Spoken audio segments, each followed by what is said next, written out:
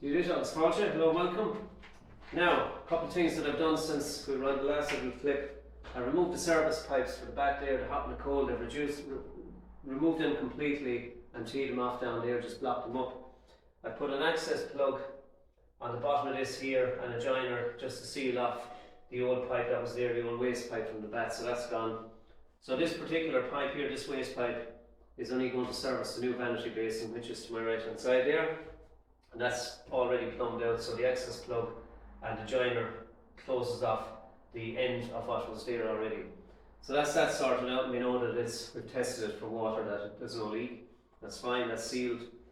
Now, I've also put in a new piece of wall plate here, and there was a tiny bounce in that there. Now it's important that there's no movement whatsoever wherever the shower tray is going, or in joists, anywhere throughout the house, but none more so in the bathroom, because any deflection like that will eventually lead to failure of a seal, or can lead to failure of a seal, so it's important that that doesn't occur. So I put in a new section of wall plate. The DPC is under there, and I've just got a little packer there that goes in underneath, which causes it to, haven't got him there now, but it's a little guy, it's like that, it's just hardboard, and that's gone in underneath just to make up the differential. I've also then taken the notches, as you can see here on the camera, taking the notches out of the joints, and this is perfectly level across now, those four. I've taken the notch for the differential between the height of the shower tray, or the base itself, and the plywood that's going to sit on top of the joist there. So they must marry up exactly. So I've allowed the thickness of the shower tray, which is a full inch, and I've also allowed 3 millimeters because I'm going to bond that shower tray down using the tile adhesive. So it's going to be stuck down onto the adhesive. An important point is that the shower tray has its own camber and fall in 4 directions. In the 2 directions, 4 directions. Okay, it's coming this way, falling here and falling here to the central plug or waste trap.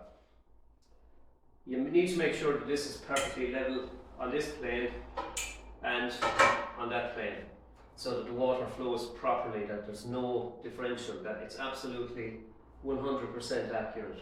Now, I would do it with a longer level, my 6 foot level, rather than the 3 foot. It's okay to use the 3 foot this way, but the 3 foot is not accurate going over 6 feet. You use the 6 foot level for more accuracy. I'll show you the perfect method, the absolutely best, most accurate method of taking any levels on another little clip while I'm doing the little bathroom here. So the level in the length, very important, the level in the width, very important. Another thing, for when we're dealing with underground, any long pipe run that's there, make sure it's supported. So when the pipe, if there's hot water coming out of that pipe over time, doesn't start deflecting because of the heat that's generated through the pipe, hot water especially. So a long run of pipe like this, make sure it's bracketed or it's supported underneath so that it can't move. And the other thing you want to take account of is that something won't rattle, especially pipes. So the pipes that I've trimmed back there, I've got clips. I've got the clips on them to make sure that they don't move in any way at all. So when you're dealing with the underground services, I aim to do like that. Make sure you've no leaks, that all the joints are sealed, that they can't move, that the waste pipes can't move. They can't get any sort of deflection that might cause a blockage afterwards because you don't have access to it and it's tiled. So it has to be 100% and foolproof prior to doing the groundworks and or works on top. So where I'm at the moment is the single most important part of it. So the run of work today now is, what I've got to do with this is, I'm going to put in the shower tray. I've put my joist in position here. I've got to put the plywood on it. I've got to put a hole in the plywood to take the waste trap from the shower base. I've got to put insulation in here first. I've got to put a hole in the insulation, then the plywood, then the hole in the plywood to go down. I've got to put the base then on next. But before I put the base on, I coat the plywood with tile adhesive, stick it down.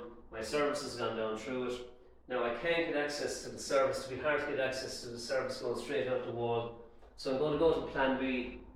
I'm going to run the service this way. So sometimes it's counterintuitive. You have to think about, well, if plan A isn't accessible by hand, because when the tray is there, the access to get in the joint. Now I can do it, but I just want to be sure that when I lock in that joint, when it's sealed in, that it's done once, it's done right, and it's not going to leak. So the safest way of doing that is to bring the service pipe out this way, and then I have plenty access to work around here that I can travel out through the wall at this point, and then I can run it back to the shore. So I'm just getting a bit of a zigzag, and we do that with a couple of bends just to soften the turn on the pipe, the waste pipe itself. It's recommended also for the shower trays or for showers that the trap that's in them, that they're just a single outlet pipe from them, that they're not connected into any other service.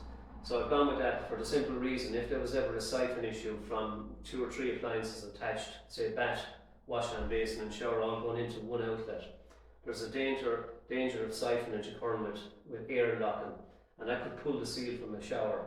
In other words, the water seal that occurs within the shower underneath. And if the water seal is broken, air can come back up, and it can bring foul smells back into the house from the shower tray. And you don't want that. So the safest way and the best way of doing it is just treat the shower base as a single entity. It has its own waste, so there's no chance that any siphonage can occur then, or any danger that the trap underneath the water seal in the trap can come undone. So I've my joists already recessed, and I'm now ready to alter these, and we'll come back in camera when we have to trim this one for the pipe, or a little bit of alteration to do there, and we'll do that, and when we come back in camera then we'll show the next phase of it. Over now for now.